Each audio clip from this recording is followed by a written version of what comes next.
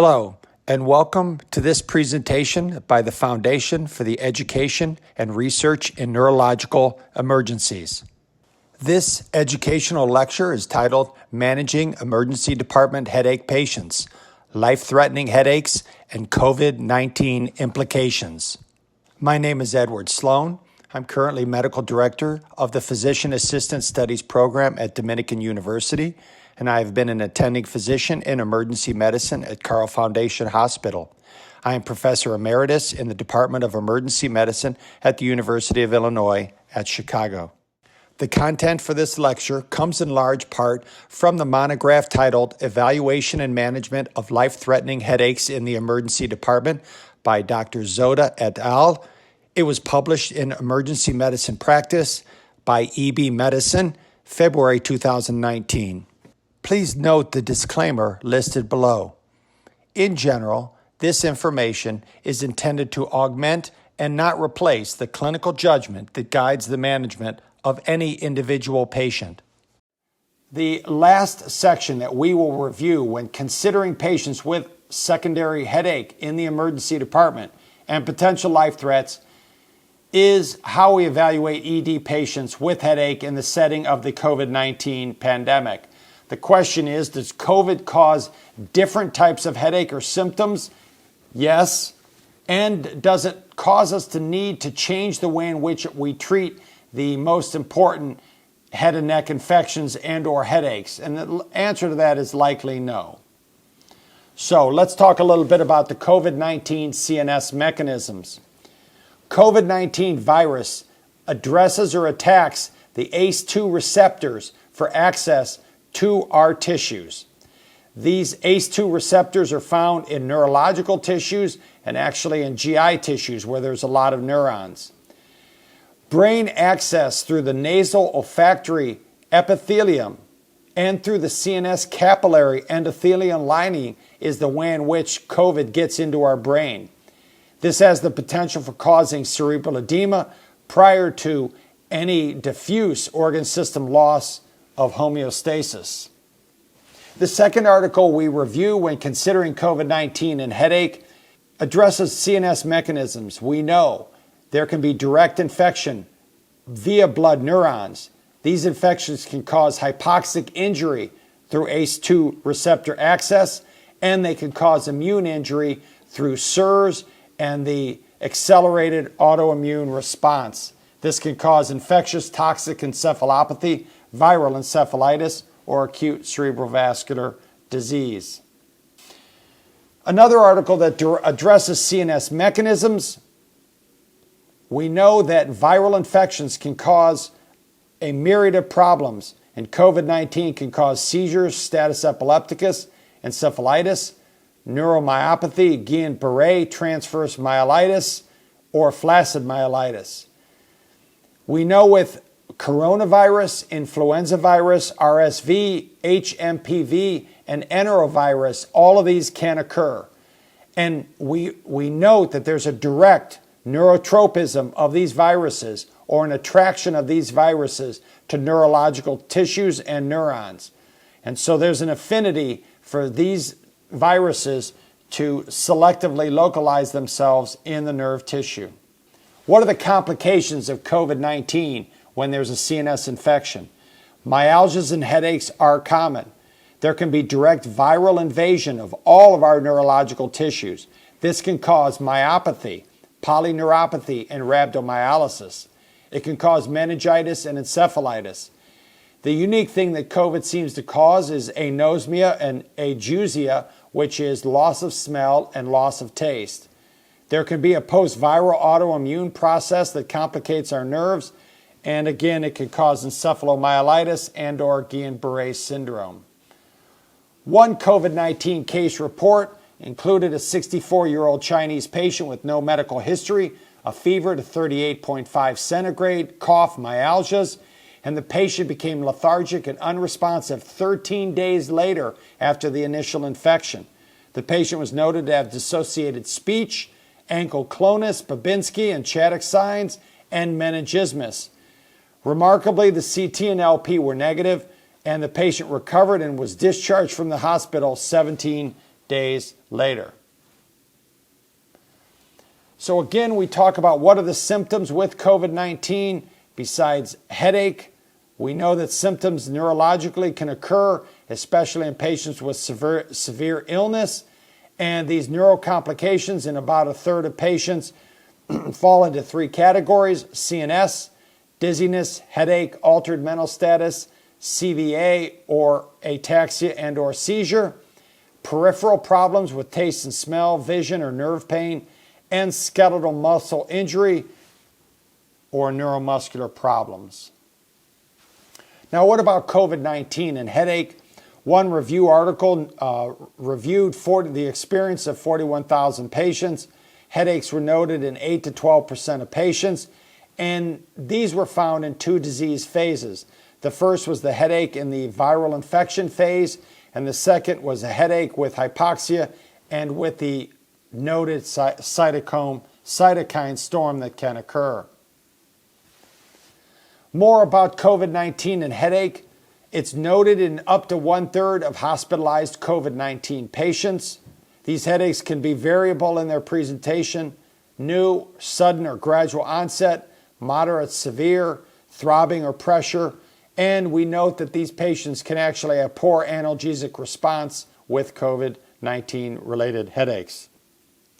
The headaches can be found to be bilateral, temporal, parietal, frontal, or periorbital. We know also, similar to the poor analgesic response, that there can be a high relapse rate in the active infection phase, that is, recurrent headaches. We also note that there can be possible peripheral trigeminal nerve problems due to pro-inflammatory hypoxia and or cytokines. COVID-19 can be associated with meningoencephalitis. 2 case reports: a 64-year-old woman with no psych history was admitted to the psych ward, then had tonic-clonic seizures, some focal status.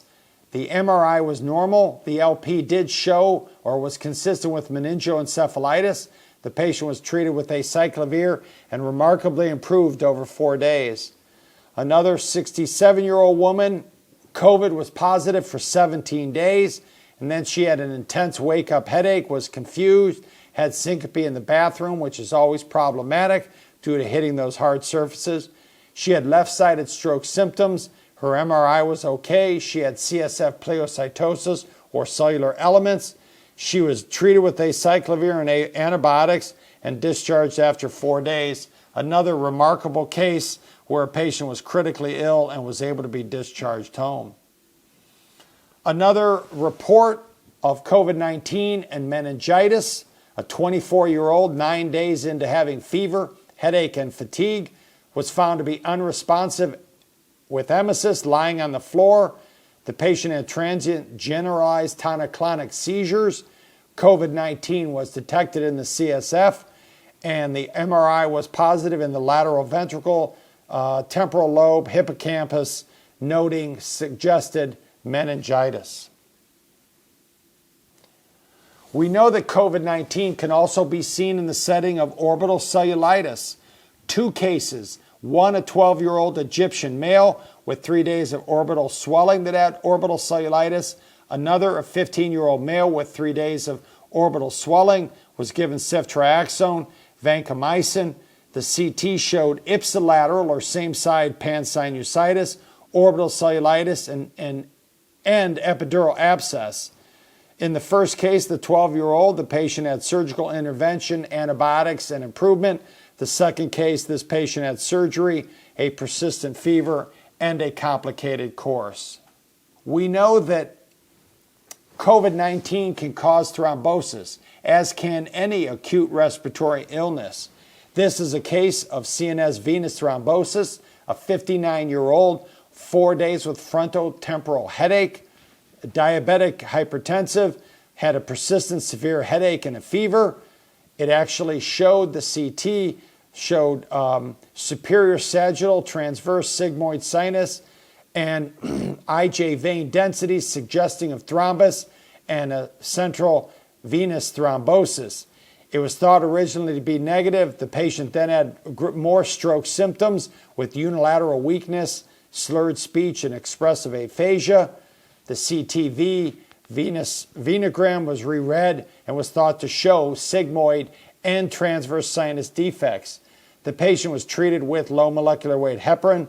The NIH stroke scale went from 10 to 4 at 24 hours, believe it or not, and was discharged home. Now, we talked about venous thrombosis. We also know that arterial thrombosis can occur with COVID-19. There's a case of a 64-year-old male, a wake-up stroke, left hemiparesis, shortness of breath. Patient did not receive TPA.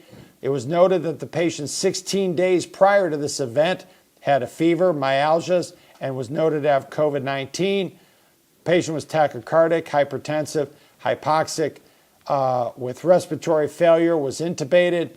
The CT showed hypoattenuation and loss of gray-white differentiation. The CTA showed a high-grade ICA stenosis, but no IC occlusion. And the repeat CT at 24 hours showed cerebral edema, mass effect, and the right MCA and ACA territories. So a complicated case of thrombosis related to COVID-19. So, in summary, what do we know about ED headache patients and COVID-19? In the emergency department, headache patient life threats can still be identified in the presence of COVID-19 co-infection. We know that the systemic evaluation of these patients is critical, and the EMR can help us with dot phrases or templates to be utilized.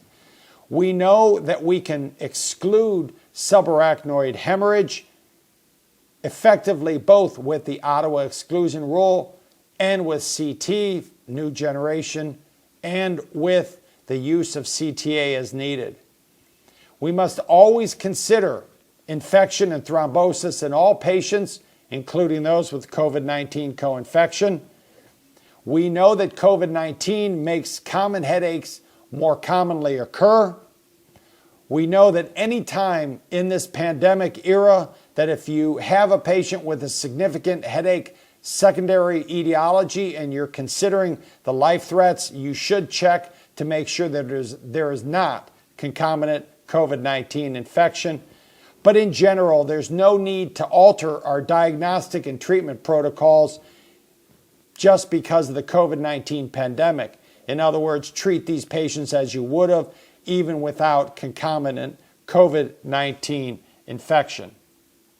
So that ends our discussion of life-threatening headaches and secondary causes of headache that must be addressed by the emergency physician. We've been able to address many of the important causes of secondary headache, including how they might present, their diagnostic regimen, and their treatment regimens. We also discussed COVID-19 and its implication for the evaluation of headache patients in the ED who might have life threats as the cause of their headache.